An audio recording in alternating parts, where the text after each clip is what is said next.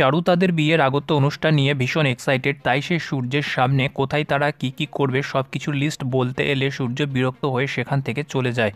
তারপর তাদের কথাবার্তার মধ্য দিয়ে আবার দীপার কথা চলে আসে, যেখানে সূর্য বলে যে দীপাকে ছাড়া সে চারুকে ভালোবাসতে পারবে না। তবুও চারু সূর্যকে বলে যে তোমার ভালোবাসা না পেলেও আমি তোমার সাথে জীবন কাটাতে রাজি। অন্যদিকে স্কুলে যেটা ঘটেছে সেটার পর রূপা বাড়ি ফিরে দীপার কাছে সোজা জানতে চায় দীপা কেন শ্রেয়ানের সাথে দেখা করেছিল।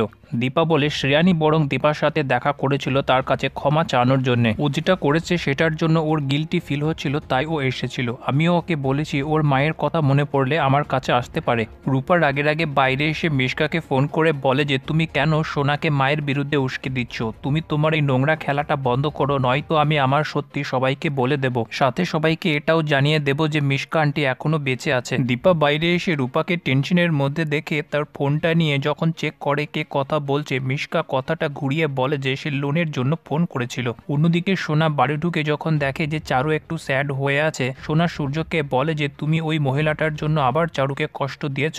দীপার ব্যাপারে এমন কথা শুনে সূর্য রেগে গিয়ে সোনাকে বকে ওখান থেকে চলে যায়। চারু সোনাকে বুঝিয়ে বলে যে দীপা আর সূর্যের তাদের পুরনো ভালোবাসাকে ভুলে এগিয়ে যাওয়াটা একটু মুশকিল, কিন্তু যেহেতু তারা নিজেই এক হতে চায় না তাই তাদের এই সম্পর্কটা শেষ হয়ে যাওয়াই ভালো। অলি মনে মনে দীপার জন্য বলতে থাকে যে এবার তুমি নিজে দাঁড়িয়ে দেখবে কি করে বাবা আর আমি তোমার থেকে দূরে সরে যাচ্ছি।